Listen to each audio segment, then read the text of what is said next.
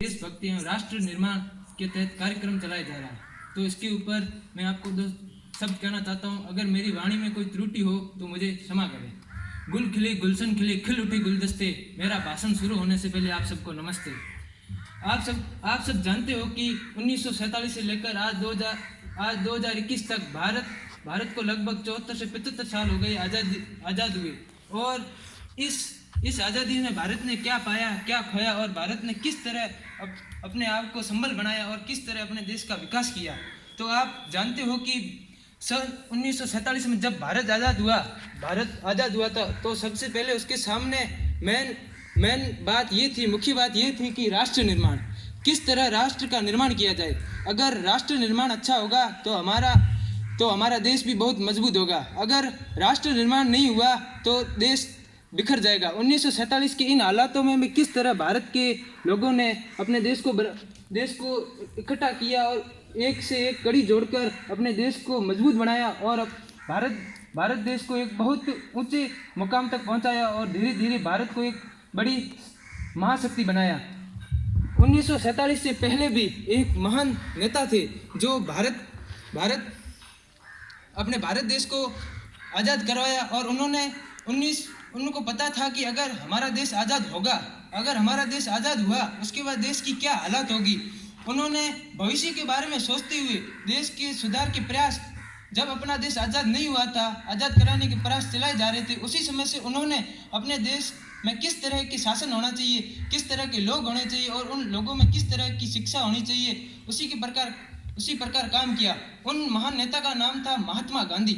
महात्मा गांधी ने एक बहुत बड़ा प्रयास किया था कि सबसे पहले गांवों में विकास किया जाए। जिस तरह आपको अभी महिपाल जी ने बताया था कि बेसिक, तो अपने राष्ट्र निर्माण में सबसे बेसिक काम क्या आता है कि अगर गांव मजबूत होगा, गांव से ही तो शहर बनता है और शहर से ही एक बड़े राष्ट्र का निर्माण होता है।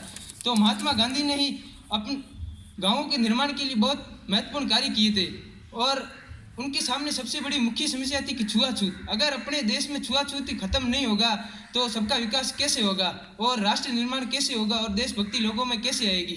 तो उन्होंने छुआछूत के लिए 1933 से ही एक अभियान चला दिया था जो आगे चलकर बहुत कामयाब भी हुआ। इस कारण भारत के राष्ट्र निर्माण में थोड़ी कम बाधाएं आई।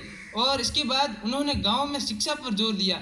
अगर व्यक्ति शिक्षित होगा, अगर उसमें अक्षर ज्ञान होगा, तो वो देश के प्रति भावना को समझ पाएगा कि आगे चलकर देश में हम कैसा विकास करेंगे और आगे हमारा देश कैसा होगा और उसमें आने वाली युवा पीढ़ी किस तरह काम करेगी। अगर हमारा शिक्षित व्यक्ति आने वाली युवा पीढ़ी को शिक्षा दे कि हमारा देश ऐसा होना चाहिए, हमारे देश में हमारे देश के लोगों में आत्मसमर्पण की भावना होनी चाहिए।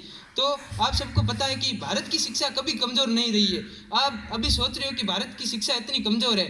आप प्राचीन टाइम से देख लो कि भारत ने बहुत सारे विकास किए थे। प्राचीन ग्रंथ देख लो, प्राचीन वेद देख लो, वो सब प्राचीन समय में ही भारत ने बहुत विकास कर लिया था। परंतु आने वाली धीरे धीरे पीढ़ी ने उन सभी वेदों को पढ़ना ही छोड़ दिया। उन वेदों में इतना सारा ज्ञान था कि आज आप विदेशों में देख लो, भारत के वो सारे वेद पुराण सब उन विदेशों की जो विश्वविद्यालय उनमें संग्रहित करके रखे हुए, और वहाँ के लोग वो वेद पढ़कर अपने आप को बहुत विकसित बना रहे। परंतु हमारे भारत के लोग उन्हीं वेदों को भूल रहे जो प्राचीन समय में हमारे गुरुओं ने दिया था। और उन्हीं गुरुओं के कारण भारत प्राचीन समय में विश्व गुरु कहलाता था और भारत को सोने की चिड़िया कहा जाता था। तो क्या आप ये नहीं सोच सकते कि हम भारत को वापस सोने की चिड़िया बनाए, भारत को हम वापस विश्व गुरु बनाए। किस तरह हमारे प्राचीन समय के लोगों ने भारत को खोखला किया था, तो हम अब सबका साथ सबका विकास के तौर पर ही हम भारत को वापस विश्व गुरु बना सकते, सोने की चिड़िया बना सकते। आप किसी भी क्षेत्र में विकास करो, ऐसा नहीं है कि आप इस क्षेत्र में जाके अगर मैं यहाँ पहुँच गया तो अपने देश का सहयोग कैसे करूँ। आप कहीं पे भी रहकर अपने देश का विकास कर सकते हैं और एक मजबूत राष्ट्र निर्माण बना सकते हैं। तो जिस तरह स्वामी विवेकानंद जी ने कहा था कि भारत का आने वाला भविष्य युवा पीढ़ी, भारत का कर्णधार युवा पीढ़ी, भारत जो भी है भारत की आने वाली युवा पीढ़ी है। तो आप सब युवा पीढ़ी के अंतर्गत हैं और मैं आप सबको यही कहना चाहता हूँ कि सबका विकास तब हो सकता है जब एक आदमी अपने खुद के अंतर्गत वो पहल करके देखे। अगर एक आदमी पहल करेगा तो उससे दूसरा व्यक्ति शिक्षित होगा, जागरूक होगा कि इस आदमी ने ये पहल की तो हमें भी देश के लिए कुछ ना कुछ करना चाहिए। तो देश का विकास इसी के अंतर्गत हो सकता है कि अगर एक व्यक्ति खुद आगे चलकर पहल करे और दूसरा व्यक्ति उसके साथ संगठित हो, धीरे धीरे सब संगठित हो गए और सबका विकास भी होगा और सबका साथ होगा, तो निश्चय ही हमारा देश आगे चलकर बहुत बड़ी महाशक्ति बन सकता है। आज हमारे देश के पिछड़ने का कारण है लोगों में अजागरूकता। अगर लोगों में जागरूकता होती तो हमारा देश पीछे नहीं होता। महिपाल जी ने बताया था कि चाइना हमसे बाद आज़ाद हुआ था, उसके बाद भी हमसे आगे चला गया है। इसका मुख्य कारण क्या है? और हमारे पास भी युवा पीढ़ी सबसे ज़्यादा आने भविष्य में युवा पीढ़ी भारत के पास है और सबसे बुजुर्ग चीन के पास है, फिर भी चीन आगे जा रहा है। इसका मुख्य कारण है वहाँ की शिक्षा और यहाँ के लोगों की अजागरूकता। प्राचीन समय में भारत के पास ऐसे कई वेद थे जिसके कारण भारत आगे जा सकता था और भारत विश्व गुरु पहले भी था और आज भी रह सकता था, परंतु कई लोगों की अजागरूकता और कई लोगों ने अपने आप की जेब भरने के लिए और ऐसी कई कुरीतियों के कारण भारत पीछे रह गया।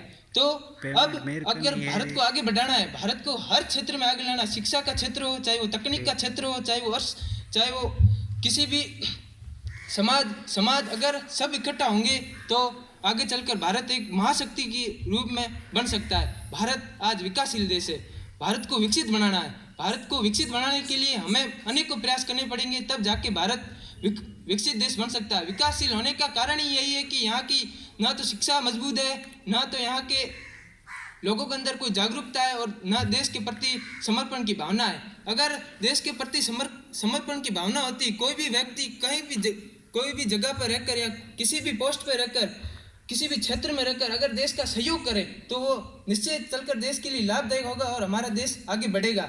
आप देख लो कि अमेरिका का संगठन है जो इस नासा, वो किस तरह अपनी प्रगति कर रहा है। तो एक नासा के अंदर अनुमान क्या, ये बात सिद्ध है कि हर चौथा व्यक्ति भारतीय है। वो भारत छोड़कर क्यों गए, उनके कारण क्या था? उनका मुख्य कारण यही था कि भारत में लोगों को पैसे की कमी, वो अपना लालच देखकर वहाँ गए। नासा में हर चौथा व्यक्ति भारतीय। अगर भारत में रहकर इसरो के अंदर कार्य करता तो आप सोचो कि इसरो की स्थिति कहाँ तक होती, भारत आज कहाँ तक पहुँचता, अंतरिक्ष में भारत की क्या स्थिति होती।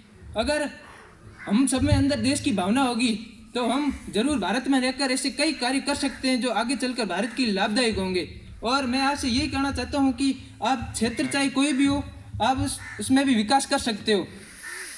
सबसे पहले भारत में अगर नागरिक ही खुद जागरूक होगा, अगर वो सजग होगा कि हमारे को देश के लिए क्या करना है, तो वो आगे चलकर जरूर कुछ न कुछ करेंगे और सब इकट्ठा होकर देश के भविष्य के उजागर करेंगे। और इसके अंतर्गत सबसे मुख्य आता है प्रशासन। हमारा प्रशासन कैसा है, हमारे आगे जाने वाला नेता कैसा है, जिसको आप वोट देकर आगे पहुंचाते हो, वहाँ दूसरे देशों से वार्ता करवाते हो। अगर हमारा नेता मजबूत होगा तो हमारी बात भी मजबूत होगी। और इसी तरह से हमारा पक्ष किस तरह से हम छोटी छोटी इकाइयों से आगे चलकर प्रधानमंत्री राष्ट्रपति बनाते, इसी तरह छोटी छोटी इकाइयों को जोड़कर हम अगर कार्य करें तो हमारा देश भी आगे चलकर बहुत मजबूत होगा।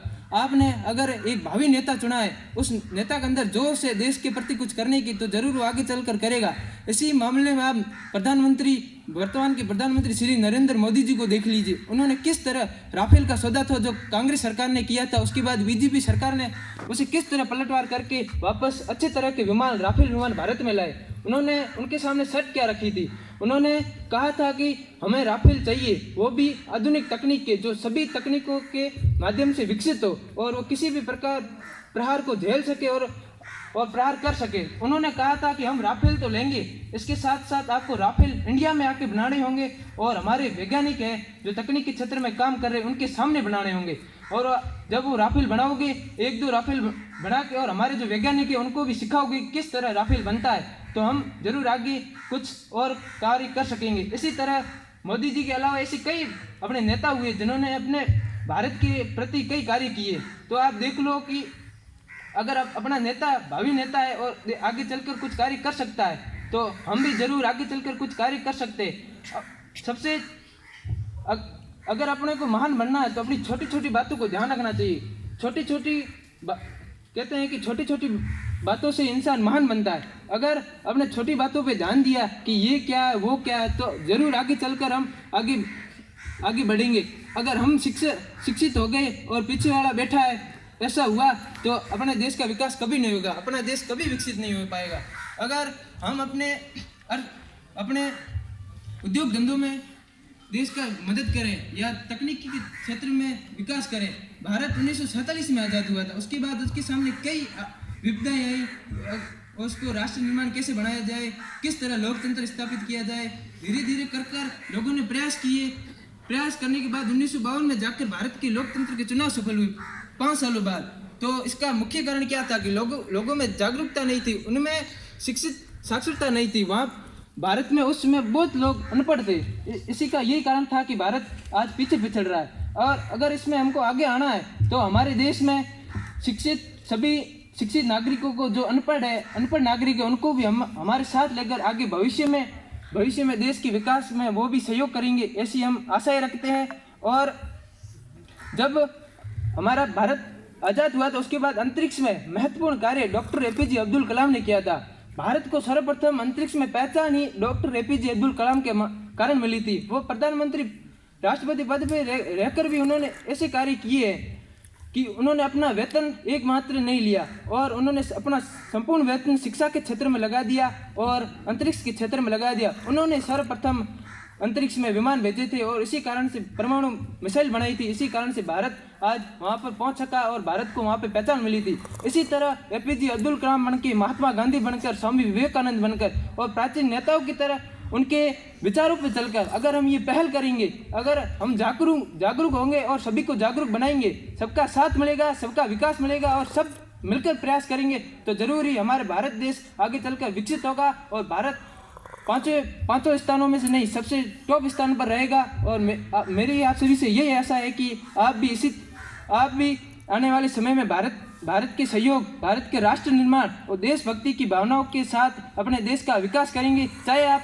किसी भी क्षेत्र में हो, अगर आपको कामयाबी ना मिले, अगर आप किसी भी तरह गुजारा कर रहे हो, फिर भी अपने देश के सहयोग के लिए कुछ समय निकाल कर जरूर देश की सहयोग करें। और अंत में अपने वाणी को यही विराम देना चाहता हूँ। धन्यवाद।